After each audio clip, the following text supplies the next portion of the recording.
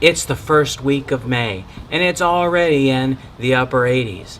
Now, obviously, if you look at a guy like me, you think I probably need a hat and sunscreen, and you definitely be right. But what's a plant gonna do? What's a plant gonna do? Well, stick with me today, and I'll show you how you can protect your trees and your plants from sunburn, sun scald, insects, and rodents. Let's go.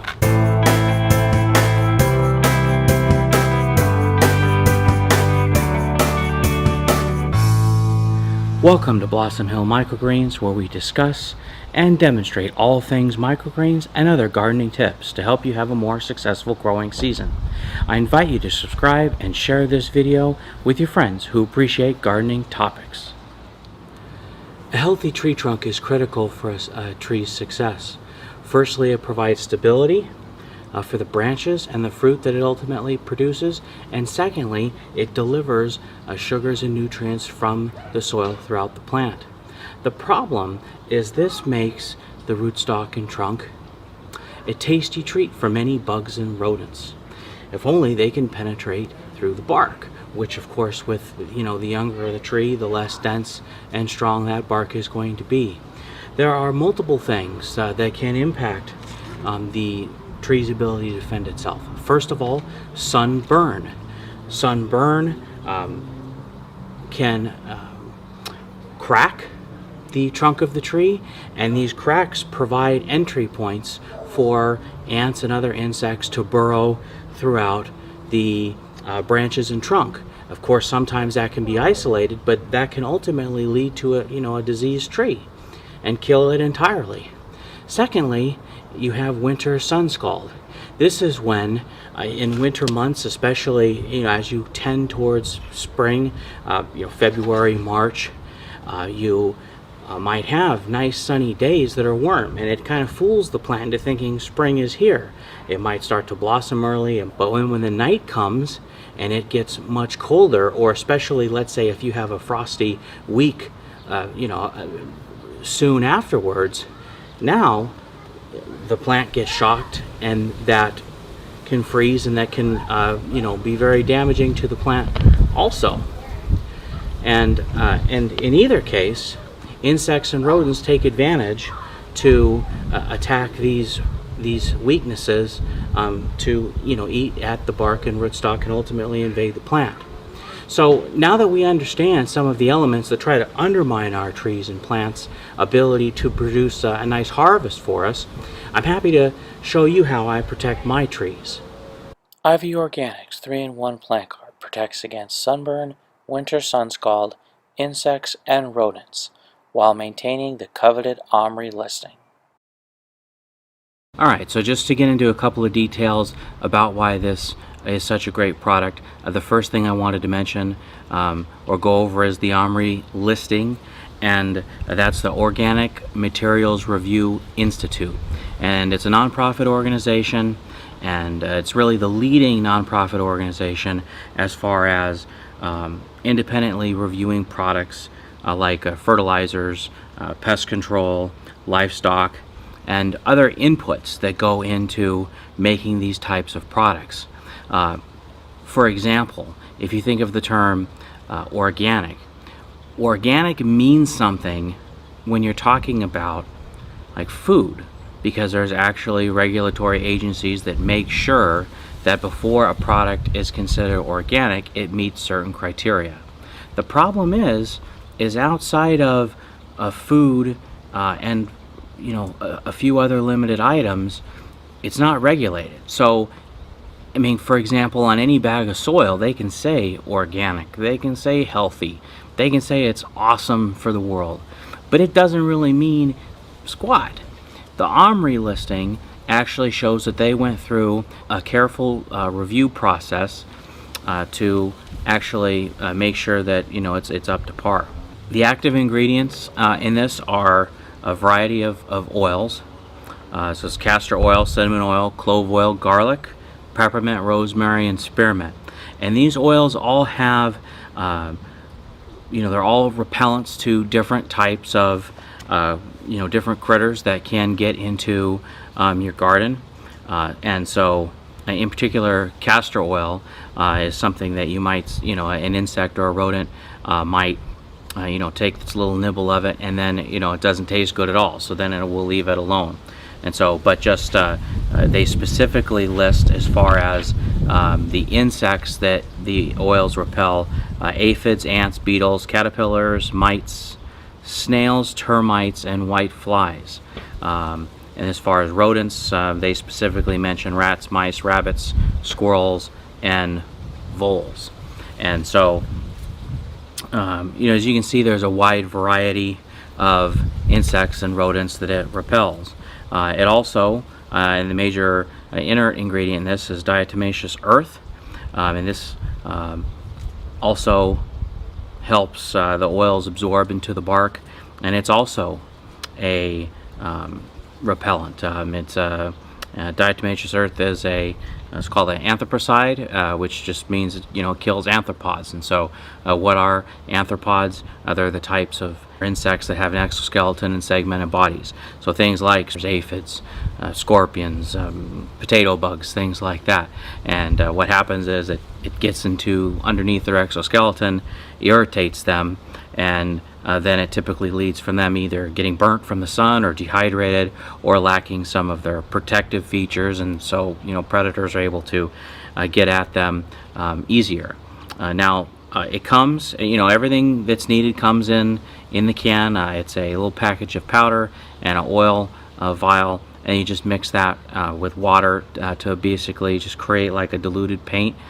You can use the mixture, at least the proportions, as you desire. So if you only think you're going to need to use half of a can, then you can save the other half. You can dilute it even further into a spray bottle and use it as a foliar spray. So there's some nice variety in the different applications. So if you have trees you think would benefit from this product, please post them in the comments, and I'd be curious to see what you're considering. Alright, so these are a few trees that I recently purchased from a neighborhood nursery. The two larger ones here on my right are avocados, and the two left are lemon varieties.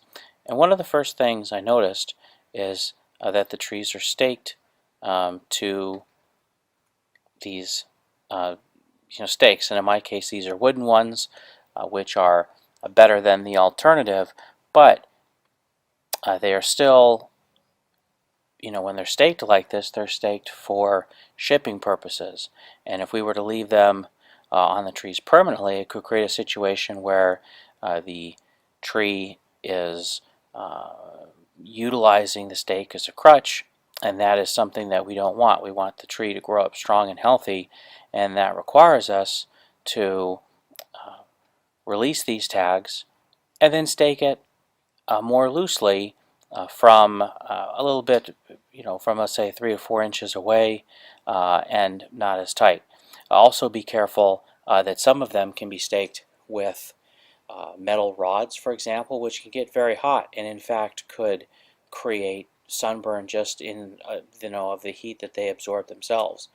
So the first thing I'm doing here is I'm cutting these tags away, and once we're able to untag them, take the stake out, and then we can get through the other parts of the process, and later on then we can restake it, and the key there is to just do it loosely enough that it can provide some support during, for example, windy conditions, but not enough that it actually weakens its longevity. And one thing I would definitely highlight here is you want to do your best to try and avoid the root ball when you do stake the tree. So in this case, these were replanted from 5-gallon containers into these larger containers that I have here, so I knew roughly where where the root ball was. So now what we want to keep in mind is we want the tree to grow tall, and so what that means is, since we want the tree to grow tall and the energy to go, we want to get rid of some of these lower branches that would otherwise take nutrients from the tree in the ground. And so firstly, when I'm looking at the branches that I'm going to cut, it's important to cut as close as you can to the rootstock. And That is simply because if you cut it short like this, you leave a greater potential for it to be attacked from bugs and other critters, and you also have some potential other issues. So you want to cut it as close as you can, and that will make it easier to seal too. And that's one of the great reasons I'm doing this now before I apply the 3-in-1 tree guard, because it'll act as a seal against this pruning, just as if any other tree damage that happens. So I'm just going through and cutting some other shorter branches here, and this one's pretty much wrapped up. And now we can proceed to go to the actual demonstration of the 3-in-1 paint guard. Now this process generally has actually been used for generations, called whitewashing, by agriculture to protect their orchards. They used to use standard latex paint, but many orchards, especially organic ones, realize that they cannot have an organic farm if they're leaving paint shavings all over the forest, all over the garden floor or the orchard floor. And after all, over time paint will chip and peel off as the trunk grows or weather conditions break it down over time. And you have to ask, would you rather have paint remnants going into your soil or organic nutrients and minerals? Also, one important distinction between using this 3-in-1 plant guard and a traditional paint which might be used in the same practice is that the 3-in-1 plant guard dries on porous and allows nutrients and moisture to get through, versus something like latex paint, which can actually retard that process. So that's another reason why this product is quite beneficial. This 3-in-1 paint guard comes in a powder along with a vial of oils that we discussed previously, and then you add it with water to create this. It's like a diluted paint. You can further use it to create a foliar spray, and there's easy directions in there too. But that's nice because not only can you use it on the rootstocks and the trunks, but you can also further use it on the leaves and branches to further protect your plants and trees from the same sunburn, sun scald, and rodents and insects. So at this time I'm just applying it up and down the rootstock. You can see it just paints on rather well. If you have a younger tree, it may need a second coat, but I'm pretty confident that we'll be able to get a good coat with this, or get good coverage with this first coat. And so you just paint it on. Use any brush. Real simple process, and you can see it going on. Also, it easily goes over like the pruning marks that we made, and you can see just little by little we're starting to cover it. Now, Ivy Organics does make a green and a brown version, so there is some flexibility if you want it to, if you want it to look green or brown. I've chosen the white version,